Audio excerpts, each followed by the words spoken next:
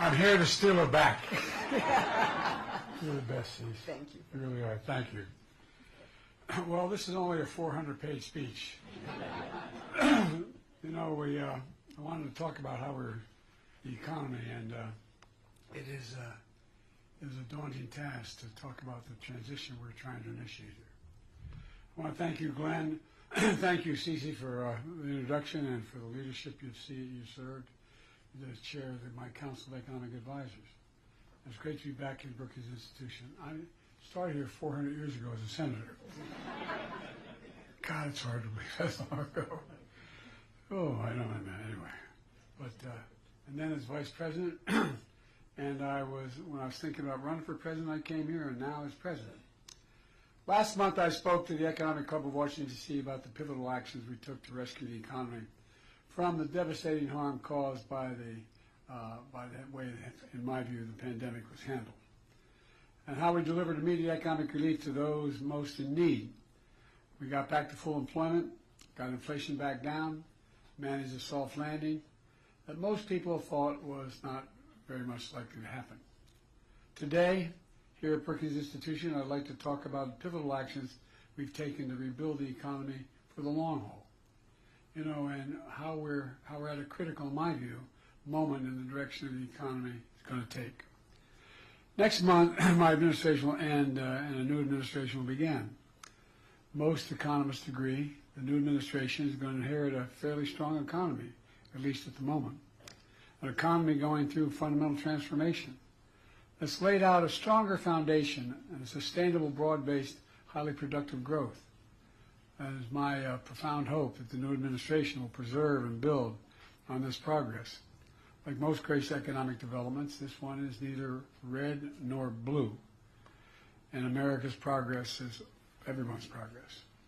After decades of trickle-down economics that primarily benefited those at the very top, we've written a new book that's growing the economy, the middle out and the bottom up, that benefits thus far everyone. And this is going to be the test going forward. Over 16 million new jobs, the most in any single presidential term in American history. The lowest average unemployment rate of any administration in the last 50 years. 20 million applications for new business records. I mean, it's for new business, that is a record, I should say. Stock market hits record highs. I wish I owned a lot of stock. You know, the worst part of all this, I acknowledge at Brookings, for 36 years, I was listed as the poorest man in Congress. What a foolish man. Anyway, 401ks are up. More than $1 trillion in private sector investment in clean energy and advanced manufacturing in just 2 years alone. After decades of sending jobs overseas for the cheapest labor possible, companies are coming back to America, investing and building here and creating jobs here in America, in my view, where they belong. And of course, this economic growth is not without pain.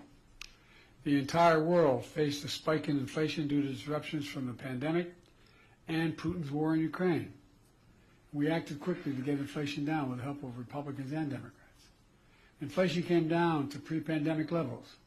Wages have increased, but still too many working and middle-class families struggle with high prices for housing and groceries and the daily needs of life. At the same time as inflation interest rates continue to fall, we've entered a new phase of our economic resurgence. With the outcome of this election, we also face an inflection point. Do we continue to grow the economy from the middle out and the bottom up, investing in all of America and Americans, supporting unions and working families, as we have the past 4 years, or do we move backward, in my view, backslide, to an economy that's benefited those at the top while working people in the middle class struggle for a fair share of growth in economic theory that encouraged industries and livelihoods to be shipped overseas. And I might add, I'm not anti-corporation. For 36 years, I represented corporate America. My state has more corporations registered in my state than every other state in the union. So I'm mildly accustomed to corporate America. And to see it grow is useful and helpful and necessary. But to make the most of the opportunities ahead of, I want to share key pages from our middle out, bottom up economic playbook. and lay down what I believe to be a new set of benchmarks to measure against the next 4 years and see whether this theory is more than just a phenomenon. 4 years ago when I came to office, 3,000 Americans were dying per day from the pandemic that infected and then had a profound effect on our economy. Not only ours, but around the world. Millions of Americans lost their jobs or at risk of losing their homes. Hundreds of thousands of factories and businesses, hundreds of thousands, closed and creating despair in communities. I remember when I was campaigning, they'd say, my dad used to work at that factory. My grandfather works at that factory. It's gone. People lost hope. They lost hope, particularly through the Midwest and other areas of the country. Supply chains was shattered. Prices soared in everything from cars to homes to appliances. The previous administration, quite frankly, had no real plan to get us through one of the toughest periods in our nation's history. In fact, there's an old saying, if the only tool you have in your toolbox is a hammer, everything looks like a nail. Over the course of decades, Republican leadership, and I'm not those of you who know anything about me and my career in the Senate, I had as many Republican friends as Democratic friends, for real. I'm not one of these, anyway, I won't get going. But I've never been a big fan of trickle-down economics. It was a hammer that was hammering working people. My dad used to say, my dad was a well-read man who he got accepted to go to Hopkins, but during the war he never got to go. But my dad used to talk about it. He said, Dad, Joey, not a whole lot trickles down on my kitchen table at the end of the month. Slashing taxes for the very wealthy and biggest corporations, diminishing public investment in infrastructure, in education, in research and development. And keep your eye on that. We're going to find out whether or not what they want to do on each of those areas continue to slash, does it make sense or not. Offshore jobs and factories took off for cheaper labor overseas, destroying unions while imposing costs on those products made in America. And despite the mythical reputation to pay for itself, trickle-down economics deeply worsened our fiscal outlook, in my view. To offset the cost, advocates of trickle-down economics ripped the social safety net by trying to privatize Social Security and Medicare, trying to deny access to affordable health care and prescription drugs, lifting the fortunes of the very wealthy, often meant taking the rights of workers away to unionize and bargain collectively. And by the way, I'm all for the very wealthy. I'm not joking. You can make as much money as you can, good for you. But everybody's got to pay their fair share. And by rewarding short-termism in pursuit of short-term profits, extraordinary high executive pay, instead of making long-term investments in many cases.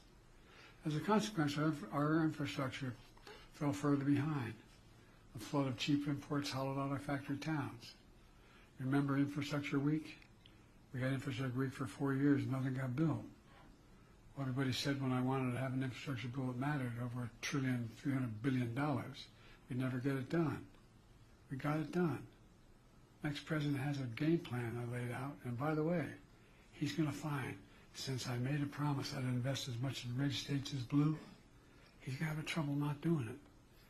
He's going to have a lot of red state senators who are opposed to all of it, didn't vote for it, deciding it's very much in their interest to build the facilities that are on this block. Economic opportunity and innovation became more concentrated in few major cities, while the heartland and communities were left behind. Scientific discoveries and inventions developed in America were commercialized in countries like China, bolstering the manufacturing investment and jobs instead of the economy. Even before the pandemic, this economic agenda was clearly failing. Working and middle-class families were being hurt. The pandemic and the economic crisis revealed a failure for everyone to see and to feel.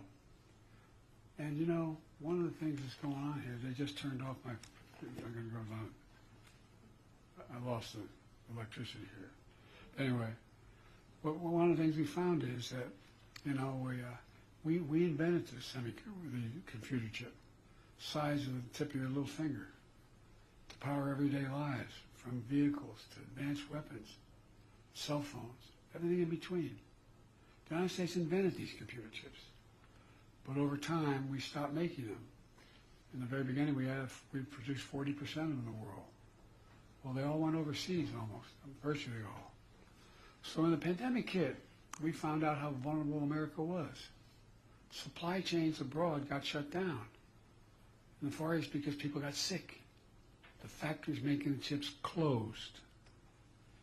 And all of a sudden everybody started learning about supply chains, a phrase that was probably used more in the last 4 years than the last 40 years. No, I'm serious. Couldn't get these chips. Prices soared. For example, it takes over 3,000 chips to build an American automobile, 3,000. But when the overseas factories making those chips shut down, the production stopped, and the cost of new cars soared. You know, it didn't have to be that way. And I was determined to change that. I remember looking at my staff and saying, I'm going to South Korea. And they said, you're what? Oh, you think I'm kidding? See, the guy next to you is a brilliant economist.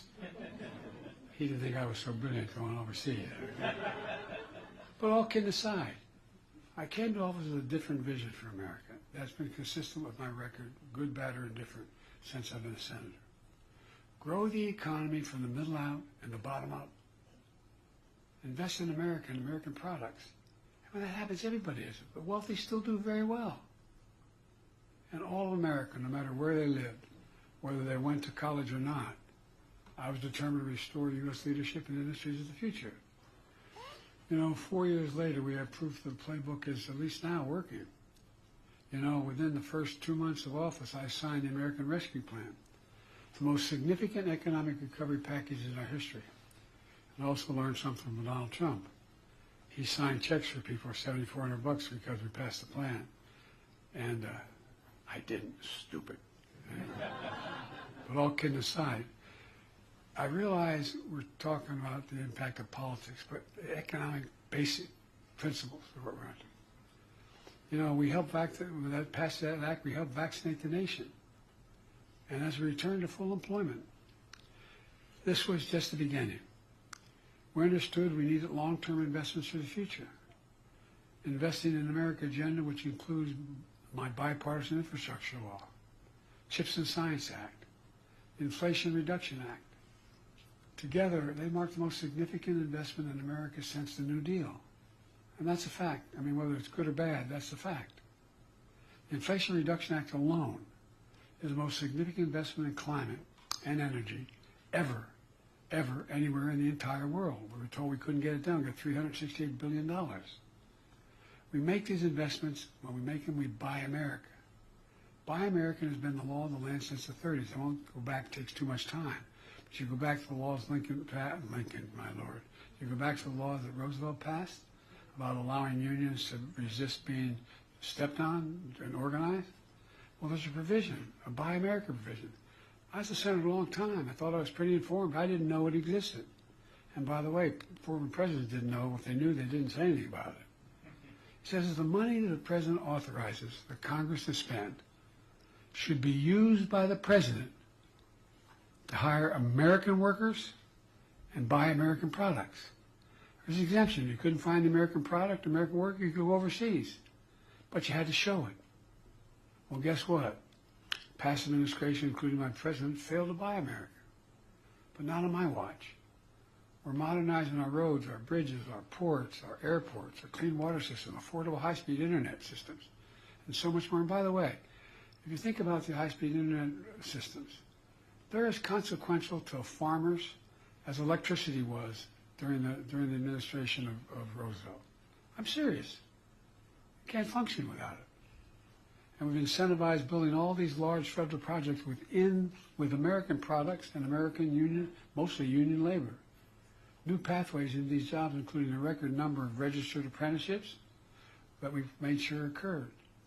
As I noted earlier, when I came to office, semiconductor manufacturing had moved overseas. I was determined to bring it back, so it wouldn't be at the end of the supply chain, but at the beginning of the supply chain. And that's what we've done with my CHIPS and Science Act, which has attracted $350 billion in private sector investment in America, including from Korea and from Taiwan. I remember when we went to digress, I shouldn't because of the long speech, but to digress just a moment, went to South Korea. And I met with Yoon and I met with Samsung. I said, why are you making this billions-dollar investments in what we call the Field of Dreams outside of Columbus, Ohio. He said, because you have the most capable workers in the world, and it's the safest place in the world for me to make my investment. These investors are building what they call new fab. You all know this.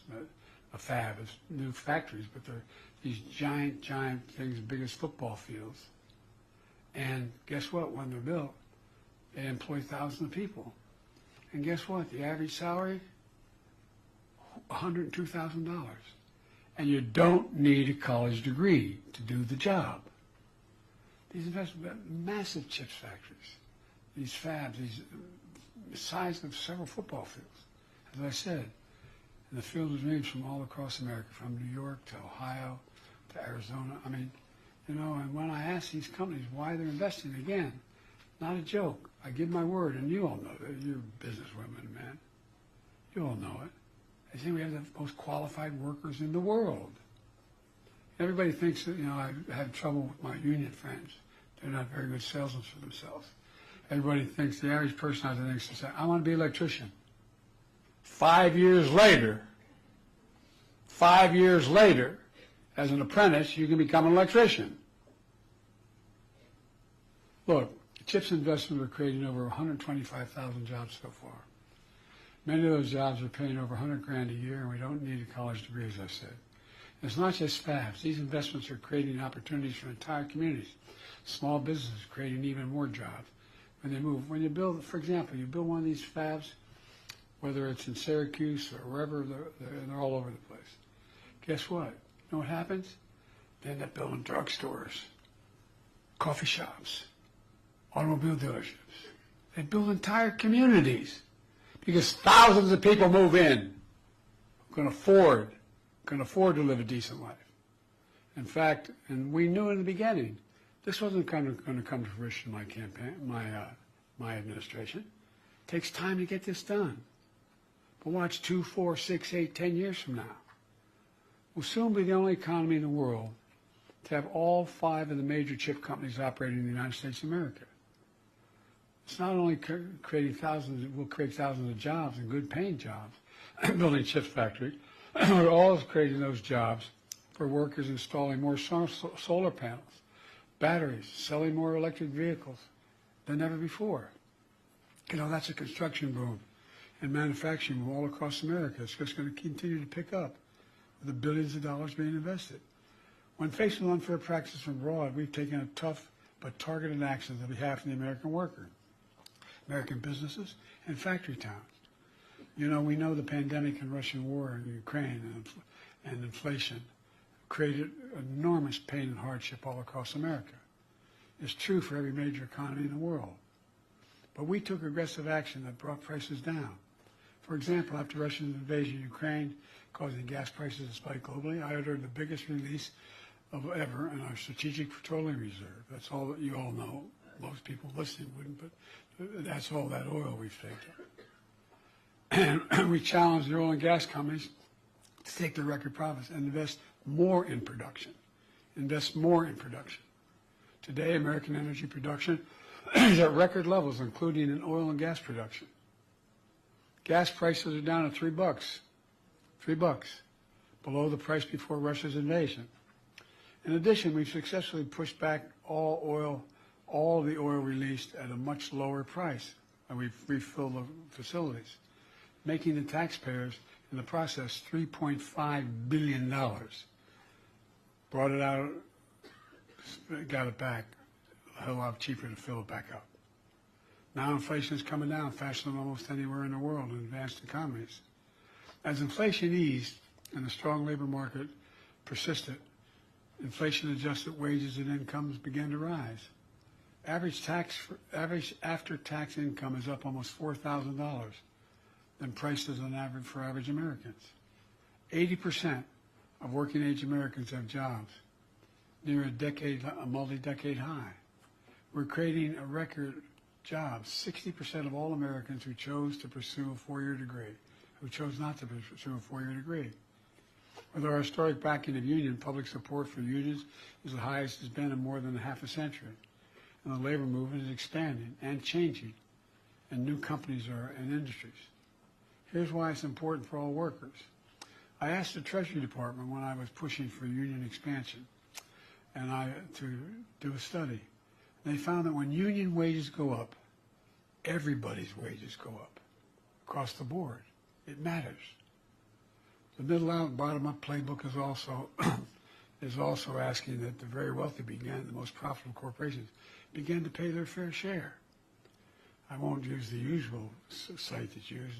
We got 1,000 billionaires in America. Their average federal tax is 8.2%. Anybody want to trade with them? Well, look, my predecessor's $2 trillion tax cut overwhelmingly benefits the very wealthy and the biggest corporations, delivering tax cuts to the top 1% worth more than 50 times the tax cuts that went to middle class families received. My approach is leading to better results for everyone. I kept my commitment that no one, and it didn't make me very popular with Democrats, no one earning less than $4,000 a year would see $400,000 a year would pay an additional single penny in additional taxes. No one. Not only I fought hard to expand the child tax credit for working families, but cut child poverty nearly in half. And by the way, it increases economic growth. More women can go back to work. More women can grow the economy. Expanded tax credits to make health insurance more affordable for millions of Americans enrolled in the Affordable Care Act. By the way, the other team tried to get rid of it, 51 votes, okay? After a decade of severe underfunding, I fought hard to make the IRS have a budget with enough personnel and technology. That's awful hard. It's easy to go after my taxes, not a problem. You know, and I make a good living. You pay me a lot of money as a president. But for the very wealthy, it's awful hard. You need more personnel. And guess what? We finally, after the fight, got more personnel. Never did I think I'd be fighting to get more tax collectors. We got more folks in the department. Result, the IRS has already collected over $1 billion in unpaid taxes on the super wealthy that had not been paid in the past. Look, folks, our economic playbook also includes increasing fair competition. I'm a capitalist.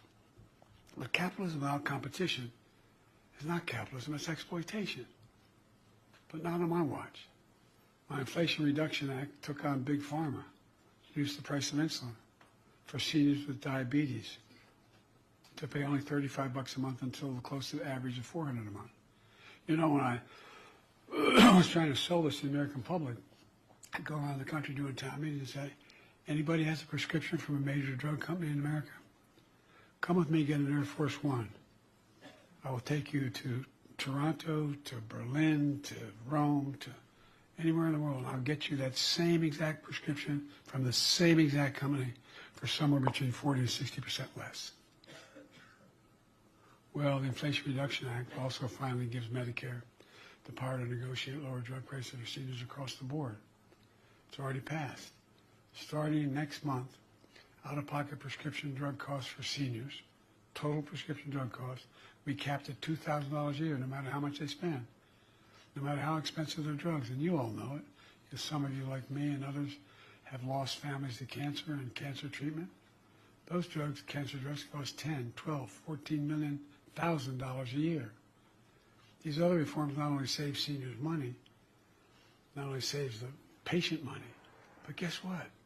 It saves every one of you taxpayers money, because the federal government is not paying out $160 billion over the next 10 years that they had to pay now. Because they're not paying that, they're paying $35, not $400 for the prescription. Exorbitant prices of pharmaceutical companies have been charging. We're also lowering costs by eliminating junk fees. Junk fees are those hidden costs that can add up hundreds of dollars for the average American family. You know, hidden costs like excessive banking overdraft fees. So I didn't realize I had the power to do this, but we brought them down from average of $35 a month for an overdraft to $5 a month. Cost the banks a lot of money, but it was fair. $35, deal with the overdraft. And in addition to that, there's late fees for credit cards, apartment application fees. I know most of us don't even look at that, but just to apply. Hidden hotel fees. or family seating arrangements on flights. A lot of you got that one down. I don't know about all of you, but maybe it's the Irish in me, but I hate being played for a sucker. No, I'm serious. People get angry when they find this out. Fair competition is especially important for small businesses that have been crushed by decades of concentrated corporate power. That's important because small businesses represent nearly 50% of the entire GDP of the American economy. Because of our policies and confidence of entrepreneurs in the economy, we've seen 20 million, since I became president, 20 million new business applications during this administration. The most of any presidential term in history, a record. Black businesses ownership is doubling. Hispanic business ownership is up by 40% since the pandemic. Share of women in business is also on the rise. It all has benefited not just those groups, but all of the economy. Every single application for a new business license is like an act of hope, confidence. There's so much more from our playbook. Bottom line is, in 4 short years, we've come a long way. Excuse me for my cold, if I apologize. From the crisis we inherited, we not only beat the pandemic, we broke from the economic orthodoxy that has failed this nation, in my view, for a long time, a theory that led to fewer jobs, less economic growth, and bigger deficits. I had a fundamentally different theory. My theory was the strongest economy is built from the bottom up and the middle out, from the middle out and the bottom up, not the top down. And the best way to build in America was to invest in America, invest in American products, invest in American people, not by handing out tax breaks to those at the top. And I'm not looking, look, I won't get in, we can talk about taxes. But it was long past time for America to make a generational investment in our infrastructure, in our manufacturing base, in the technological edge in our clean energy future. I know it's been hard for many Americans to see, and I understand it. I just trying to figure out how to put 3 squares on the table. But I believe it was the right thing to do.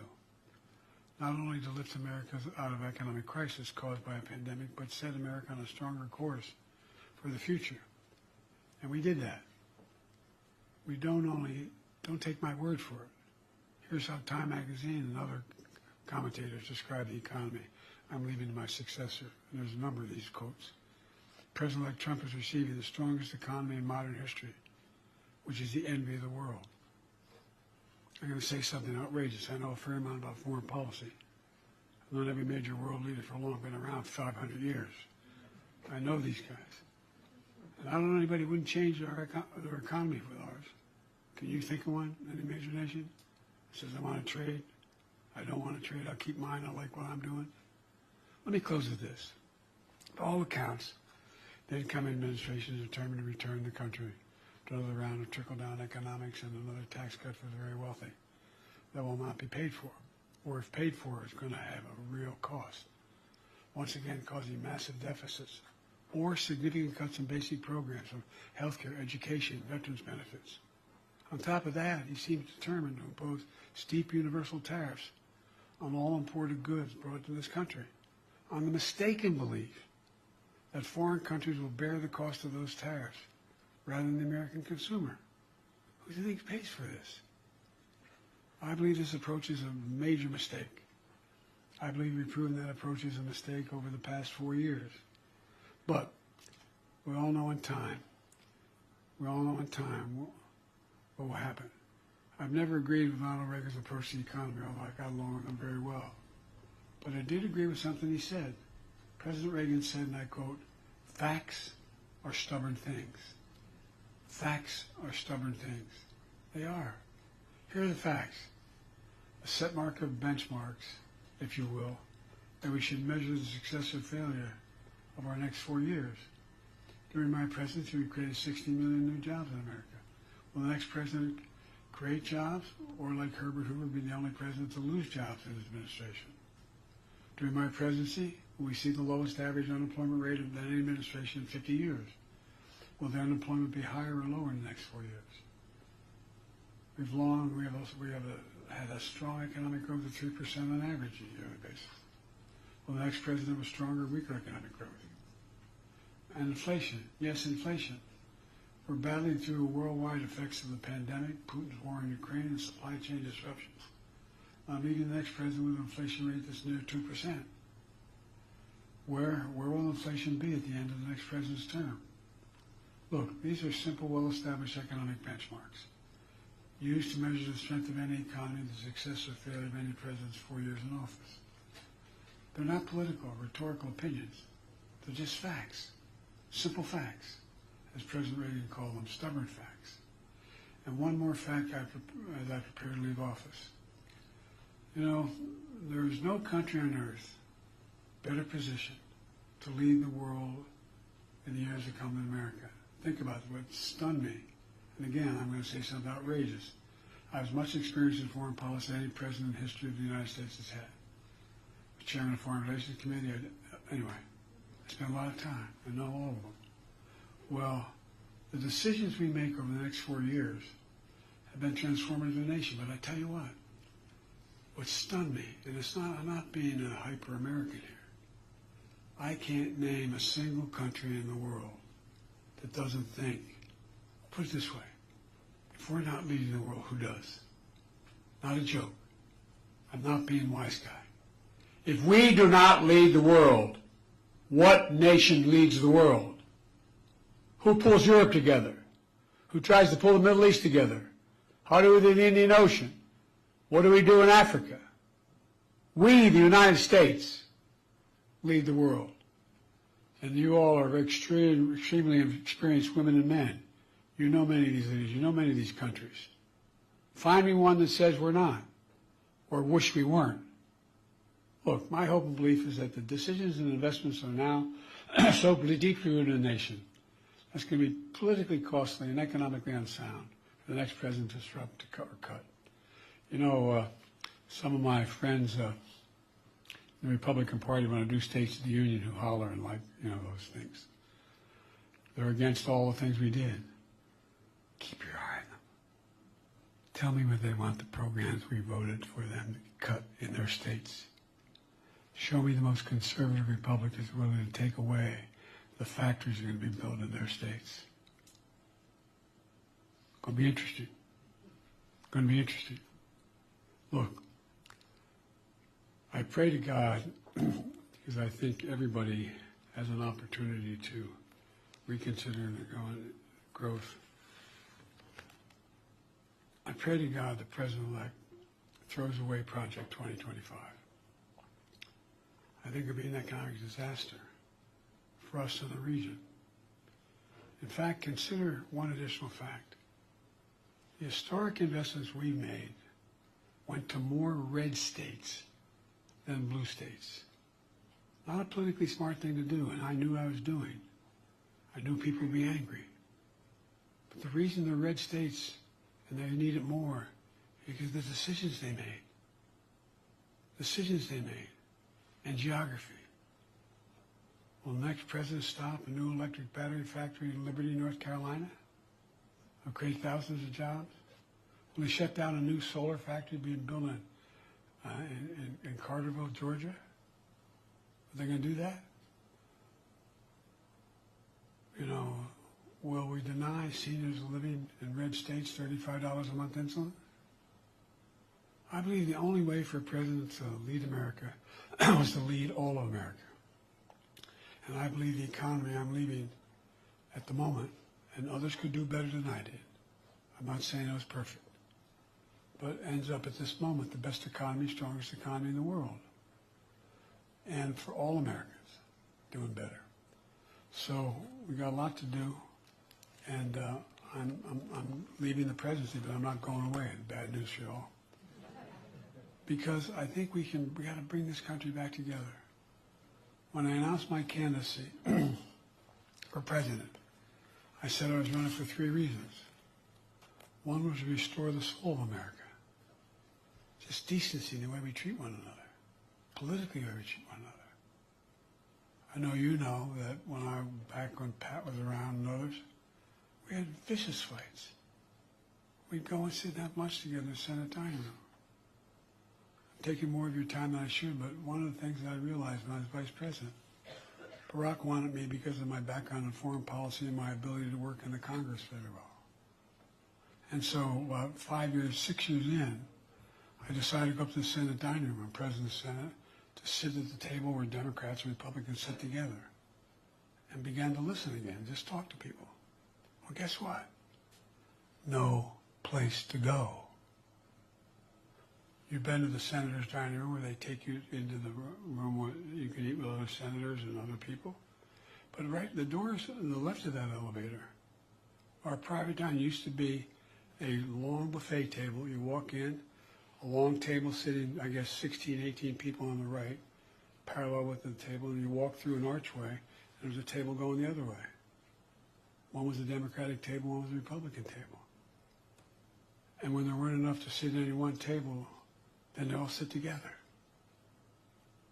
It's hard to really dislike an individual that you strongly disagree with when you find out his wife is dying of breast cancer, or he just lost a child, or he's having serious physical problems himself. We knew each other. I really mean it. Barack used to drive Barack crazy when we met every morning at 9 o'clock, and with his last priest, we'll talk to one another when the day ended. And always give me, he said, I know. All politics is personal. But it is. It is. I watched Teddy Kennedy and Jim Eastland rip each other apart on the floor and then go down and have lunch together. So one is to restore the soul of the country. The second thing to do, I was trying to do when when I ran, was to begin to restore the middle class, to focus on people most in need. And thirdly, was to bring the politics together again.